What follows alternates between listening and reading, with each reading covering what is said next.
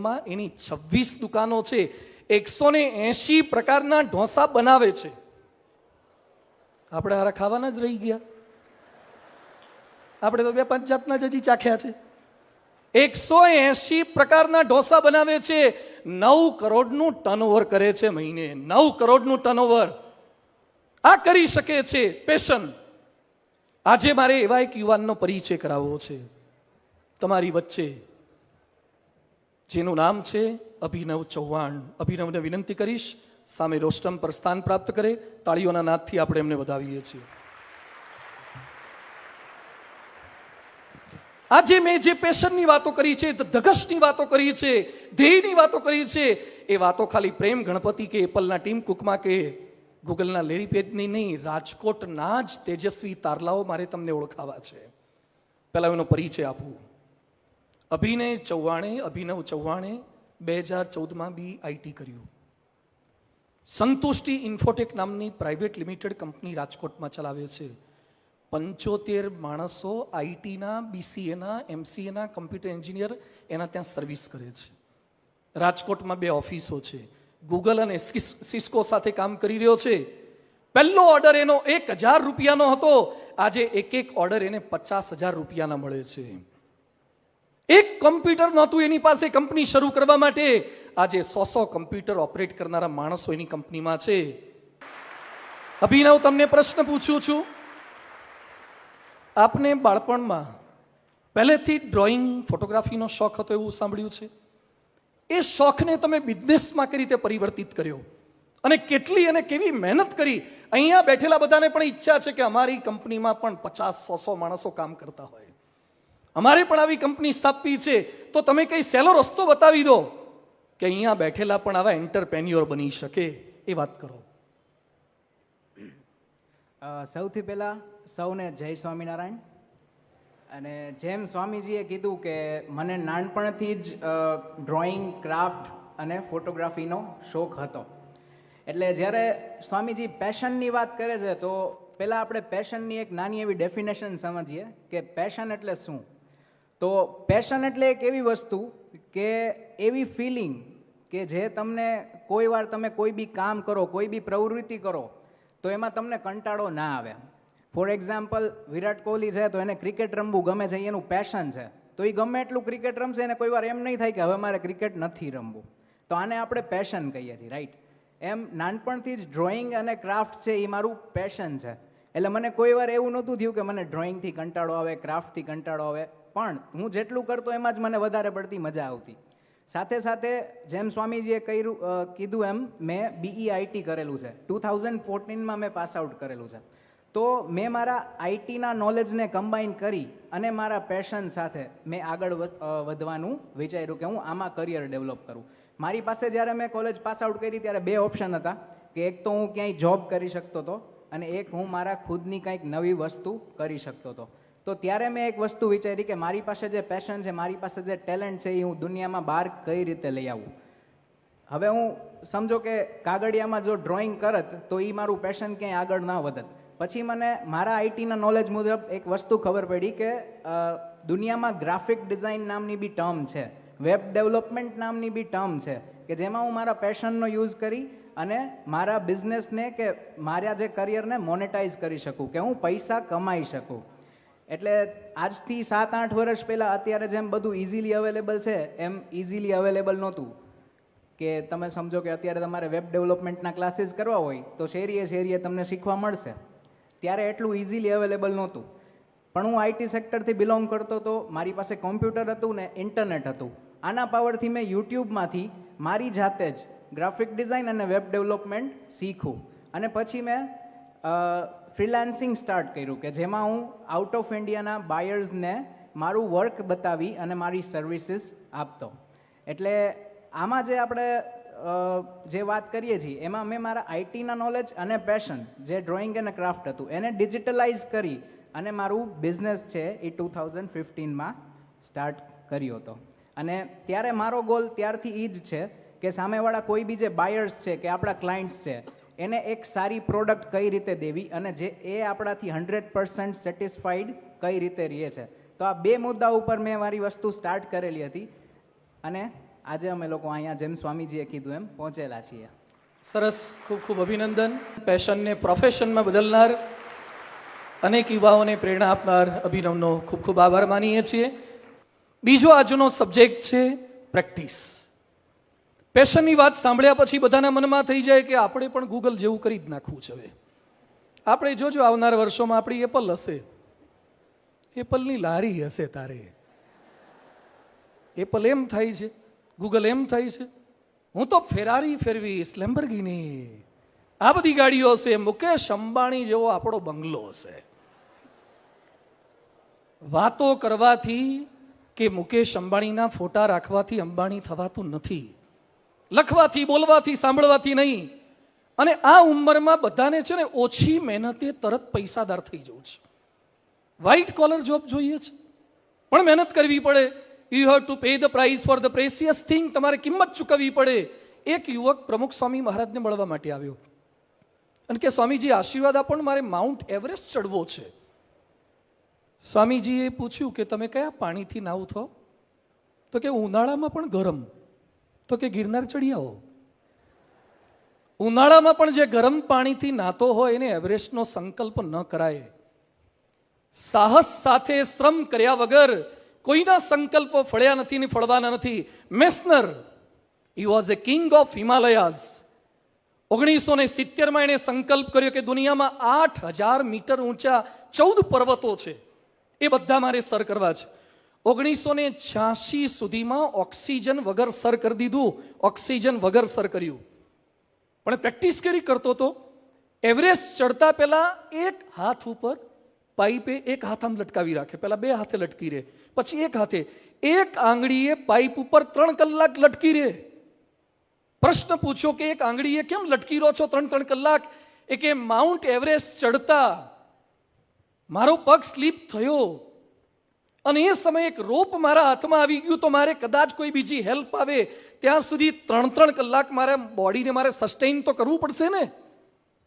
So he was doing the practice. Walt Disney, if you can dream it you can do it. પણ ખાલી એ વાક્ય નથી બોલ્યા. સાંભળજો વોલ્ટ ડિઝનીની વાત. છાપા નાખવાનું કામ કર્યું, એમાં પણ સરખું કમાયા નહીં. દવાની દુકાનમાં કામ કર્યું, પોસ્ટમાં નોકરી કરી, સિગ્નલ પાસે, ટ્રાફિક સિગ્નલ પાસે ગેટમેન બન્યા, ડ્રાઈવર થયા. ફિલ્મમાં પણ ખોટ ગઈ. ચણા ખાઈને કેટલાક દિવસ વોલ્ટ ડિઝની રહેતા હતા. યુનિવર્સલને MGM સ્ટુડિયોમાં પણ કામ ન મળ્યું, પણ નક્કી કર્યું તું, પેશન હતું ને પ્રેક્ટિસમાં ફેરવી હતી, એને ડિઝની વર્લ્ડ ઊભું કર્યું. અહીંયા બેઠેલા મોટાભાગના સંતો અમે ડિઝની વર્લ્ડ જઈ આવ્યા છે. હવે સાંભળજો, ઓર્લાન્ડોમાં જે ડિઝની વર્લ્ડ આવ્યું છે ને, 27,000 એકરમાં છે. 27,000 એકરમાં ડિઝની વર્લ્ડ છે અને એનો સ્ટાફ છે 74,000 સ્ટાફ. ડ્રેસ વાળો એન્ટરટેઇન કરનારો સ્ટાફ, બાકીના બધા ક્લેરિકલ સ્ટાફ તો 2.5 લાખ છે. 22 ઓસ્કાર એવોર્ડ મળ્યા છે વોલ્ટ ડિઝનીને. 22 ઓસ્કાર એવોર્ડ એની ફિલ્મોને. થઈ શકે છે, પણ ક્યારે? હવે જેને અંગ્રેજી આવડતું હોય ધ્યાનથી વાક્ય સાંભળજો. The heights by great men reached and kept were not attained by sudden flight, but while their companions slept they were toiling upward in the midnight. સફળતા એને મળે છે જ્યારે એના બીજા મિત્રો નસકોરા બોલાવતા હોય ને ત્યારે નકશા દોરતા હોય છે, ત્યારે સફળતા મળે છે. હર્ષ મજેટી, સ્વિગીના માલિક, ઝોમેટો સ્વિગી આ બધું છે એના માલિક, શરૂ કર્યા પછી 6 મહિના તો જાતે ડિલિવરી બોય તરીકે સર્વિસ કરી છે હર્ષ મજેટીએ. 200 જગ્યાએ જાતે ફૂડ આપવા માટે જતા હતા, ત્યારે આ લેવલ સુધી પહોંચી શક્યા છે. આજે મારે આપણી વચ્ચેના છે એવા એક યુવાનનો પરિચય આપને કરાવવો છે. નામ છે એનું યશ ગોધાણી. વિનંતી કરું છું રોસ્ટમ પર પોતાનું સ્થાન ગ્રહણ કરે.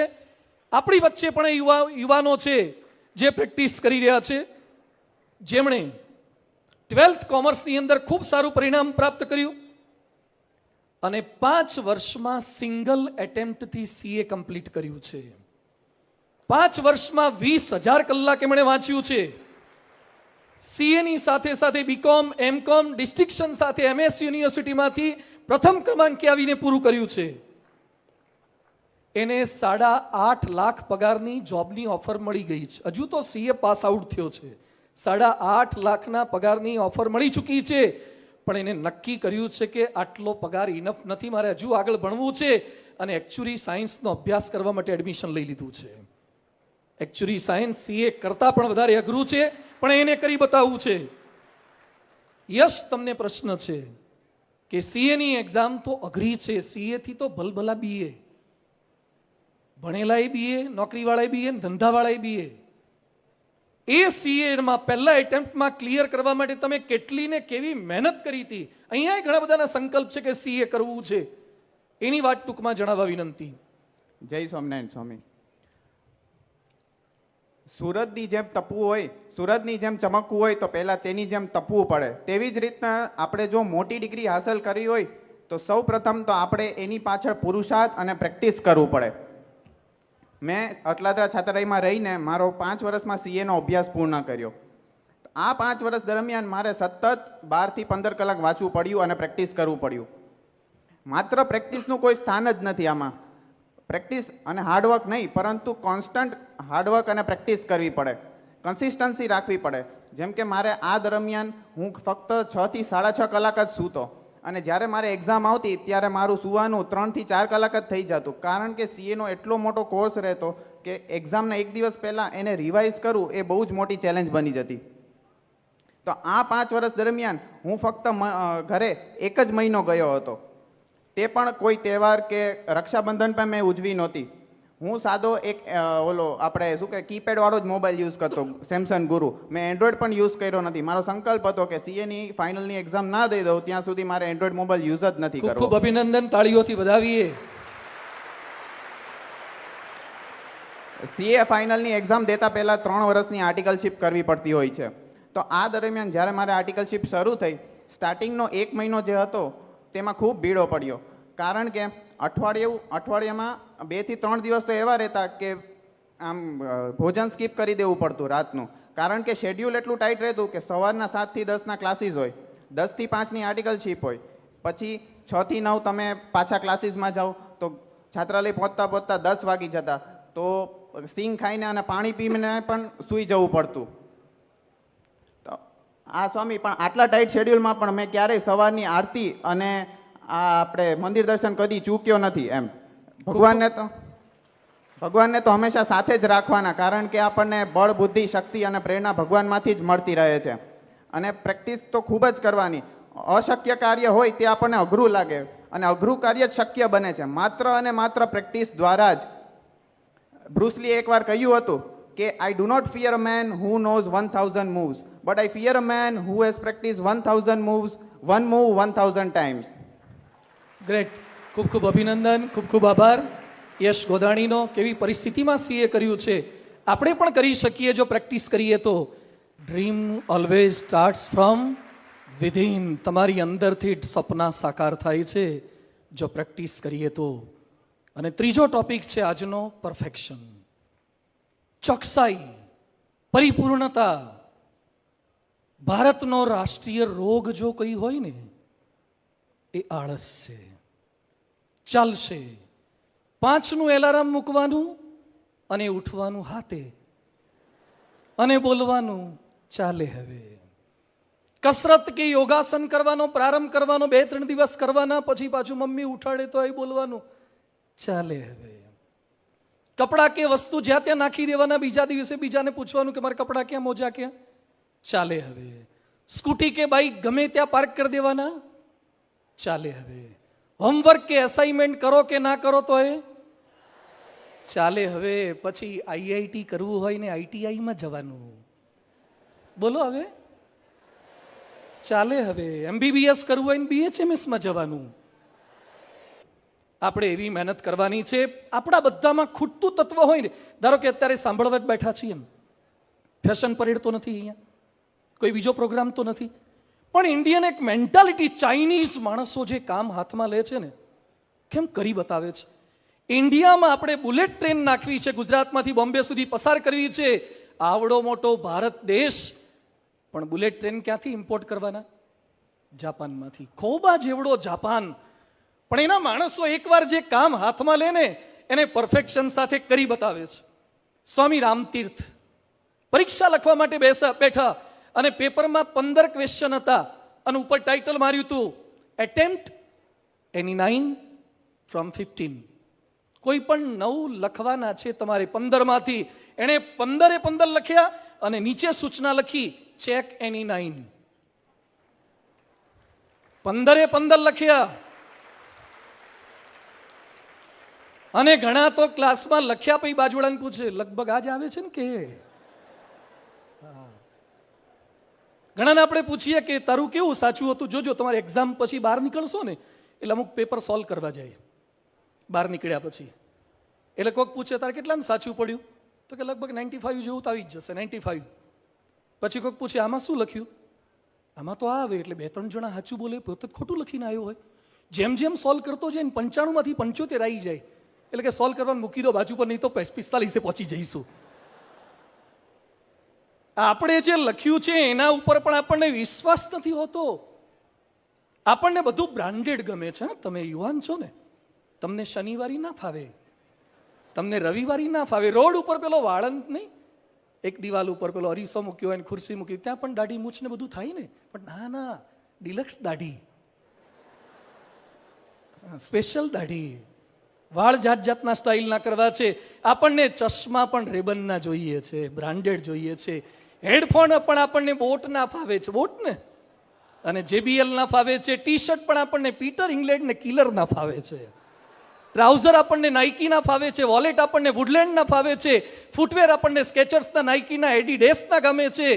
વોચ આપણને ટાઇટનની ને ફાસ્ટ ટ્રેકની ફાવે છે. અને પરફ્યુમ તો તમને બોસના ને મોન્ટ બ્લાન્કના ફાવે છે. અને મોબાઈલ તો એપલ ચાહીએ, OnePlus ચાહીએ. અને બાઇક જોઈએ છે KTM, bullet, Harley and Davidson. અને કાર જોઈએ છે BMW, ઓડી, બુગાટી, થાર.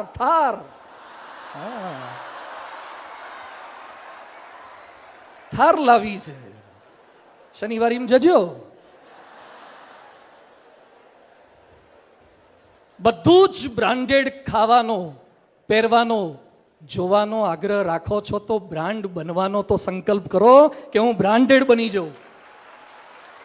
આજનો કાર્યક્રમ એના માટે છે. અમેરિકામાં એક વ્યક્તિ છે જ્હોન હેરિસન, એનું નામ જ્હોન હેરિસન. એની નોકરી શેની છે? આઈસ્ક્રીમ ચાખવાની. આઈસ્ક્રીમની વિશ્વવિખ્યાત કંપનીમાં એ ટેસ્ટિંગનું કામ કરે છે. કોઈ પણ આઈસ્ક્રીમ માર્કેટમાં મૂકતા પહેલા એને ચખાડવો જ પડે કે ફેરફાર નથી ને. એણે પોતાની જીભનો 15 કરોડનો વીમો ઉતરાયો છે. જીભનો 15 કરોડનો વીમો છે. આપણી જીભમાં આગુ પાછું થાય ચાલે, એને ના ચાલે. એના ટેસ્ટના આધારે આઈસ્ક્રીમ માર્કેટમાં મુકાય છે. બ્રાન્ડેડ બન્યા. તમે ચાખો, તમને શું આપે? આખો કપ પૂરો કરી જાઓ, ચાટી જાઓ તોય કશું ના આપે. એને જીભ એવી બનાવી છે. મહાન ચિત્રકાર પાબ્લો પિકાસો ચિત્ર દોરતા હતા. એક ચિત્ર દોરતા 3 દિવસ થયા. ચિત્ર દોરતા 3 દિવસ સુધી. એમાં 3જા દિવસેનો એક મિત્ર આવીને મળવા માટે બેઠો. આ તો ચિત્ર જ દોર્યા કરે, મિત્ર સામે નજરે ના કરી. કલાક, 2 કલાક, 3 કલાક, 5 કલાક, 6 કલાક પેલો પાછો બેસી રહ્યો. પછી ધીરજ નારી એટલે પિકાસોને કહે છે, યાર હું 6 કલાકથી બેઠો છું તો મારી સામે નથી જોતો. એ કે મારે રસનો વિષય છે, હું પરફેક્શનમાં માનું છું એટલે આમાં એકદમ મન મારું લાગી ગયું. સોરી, મિત્ર બાજુ પર આવીને બેસી ગયો હોય તો એ નજર પણ ન કરે, મારે પરફેક્શન કરવું છે. અને ઘણા બધા બોર્ડની પરીક્ષાને હવે માંડ થોડાક દિવસ બાકી તો એ ફ્રેન્ડને ફોન કરે, શું ચાલે છે? આવો ને યાર, મળીએ ક્યાંક, ભેગા થઈએ. પેલો કે તારે તો બોર્ડની પરીક્ષા નથી. અરે પરીક્ષા તો તારા માટે આવી કેટલી કુરબાન છે. બોર્ડ કી એસી કી તૈસી. જે આવું કરે બ્રાન્ડેડ ના બને. બ્રાન્ડેડ થવા માટે તો તમારે ફોકસ કરવું પડે છે. સતત સુધારો કરવાનો છે. ગૂગલ, હવે 5 કંપનીના નામ બોલું છું, ધ્યાનથી સાંભળજો. ગૂગલ, ફેસબુક, એમેઝોન, એપલ અને માઇક્રોસોફ્ટ. વિશ્વ પ્રસિદ્ધ 5 કંપનીઓએ 2021માં, નોલેજ માટે જરૂરી છે, 2021માં R&D પાછળ, રિસર્ચ એન્ડ ડેવલપમેન્ટ પાછળ 11 લાખ કરોડનો ખર્ચ કર્યો. આટલી વિશ્વવિખ્યાત કંપનીએ R&D પાછળ 11 લાખ કરોડનો ખર્ચ કર્યો. અહીંયા બેઠેલાને પ્રશ્ન છે, તમે તમારા R&D પાછળ સમય આપ્યો? સુધારો મારામાં થઈ શકે એવો છે. શેમાં સુધારો થાય? મમ્મીમાં, પપ્પામાં. શિક્ષકોમાં સુધારો કરવો છે, સંચાલકોમાં સુધારો કરવો છે, સિલેબસમાં સુધારો કરવો છે, સરકારમાં સુધારો કરવો છે. જ્યારે તમને ફિટ થઈ જશે ને કે whatever wrong is wrong within me, એ દિવસથી તમે પ્રિપેરેશન કરી દીધી છે. મારામાં સુધારો કરવાનો છે. સારા ટકા ના આવે, દોષનો ટોપલો બીજા પર ના નાખતા.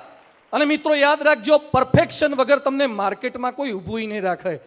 હમણાં તલાટીની ભરતી આવે છે, ખબર છે? તમે શું કરવા જાણો છો?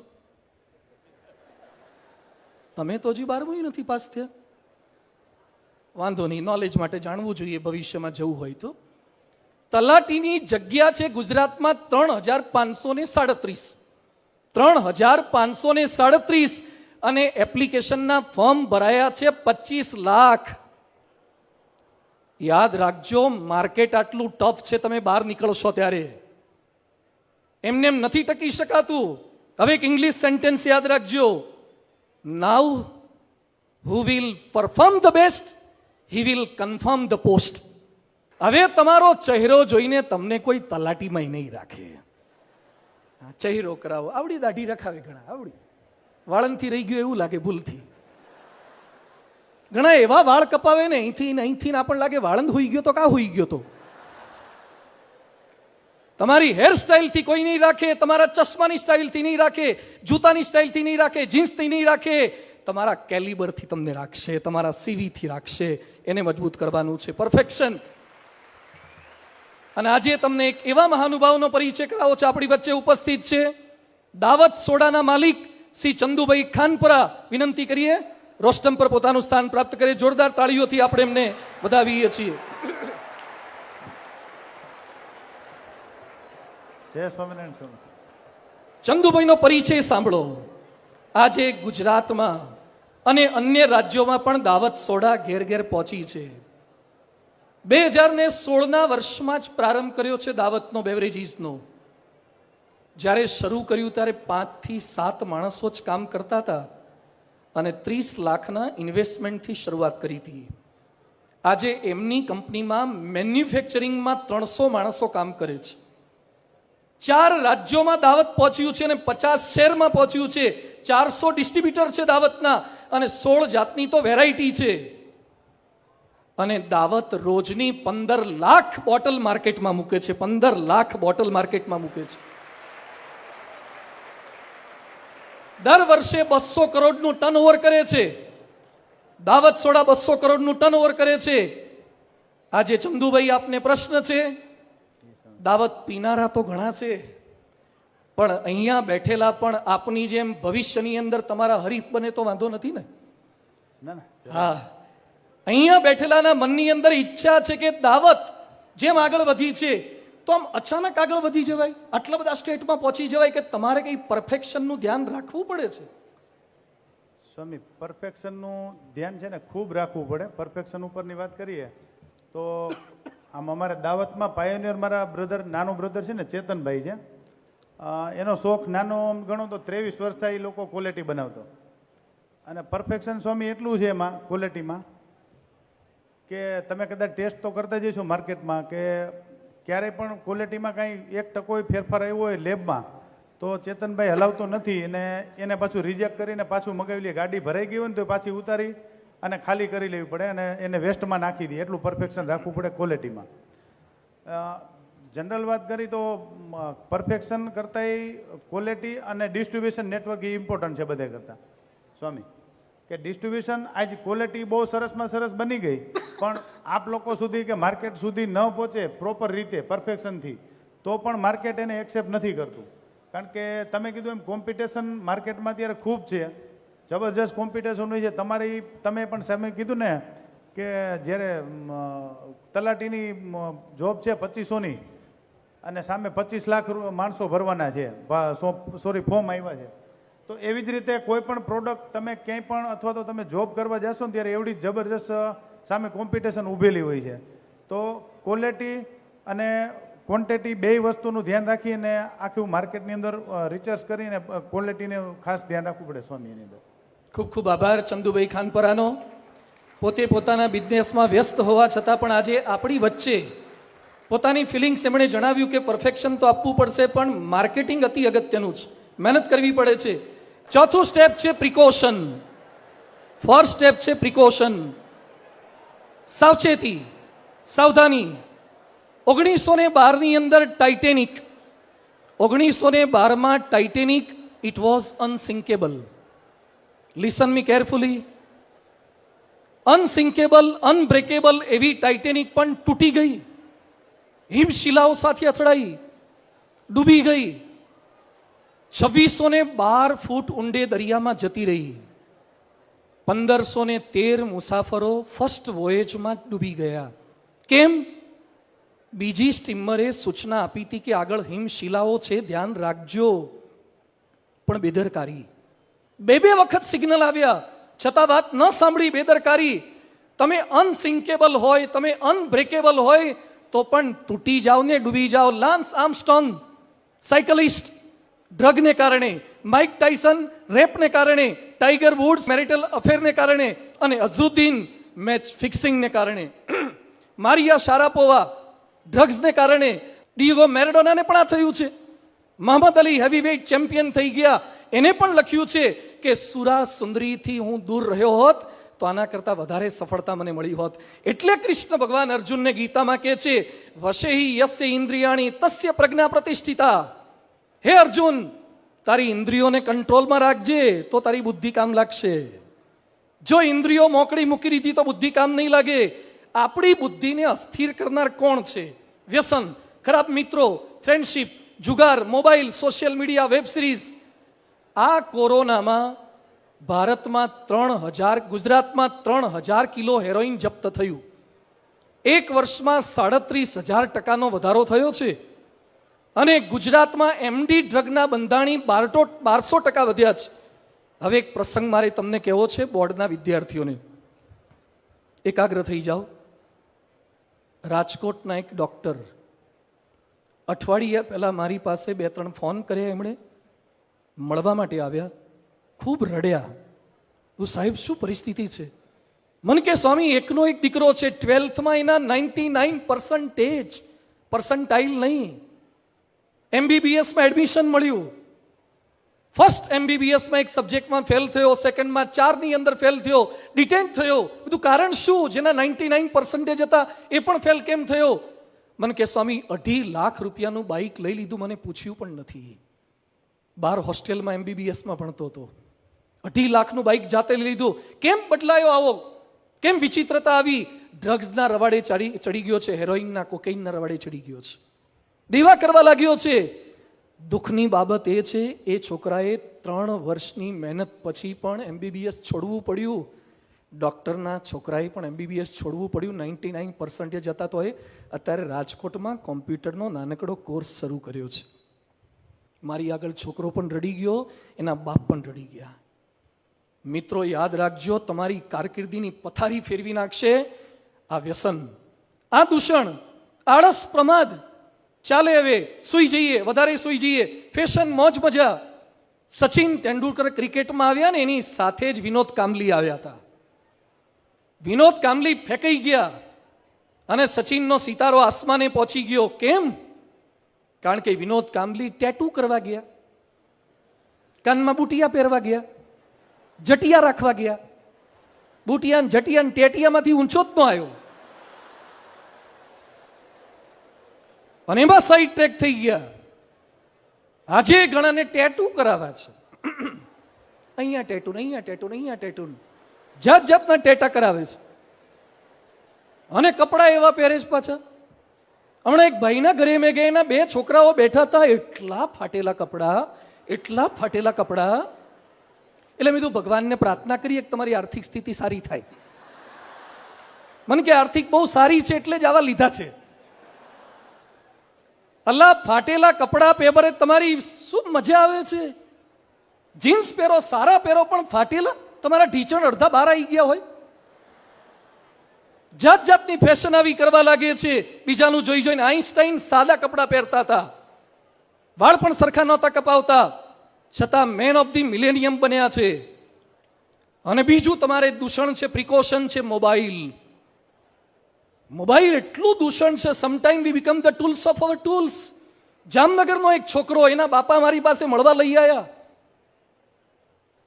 મેં કીધું શું તકલીફ છે? મને કે 14 કલાક ઓનલાઈન હોય છે. 14 કલાક ઓનલાઈન, અને જે જાજા ઓનલાઈન રહે ને એ આઉટલાઈન જાય જ.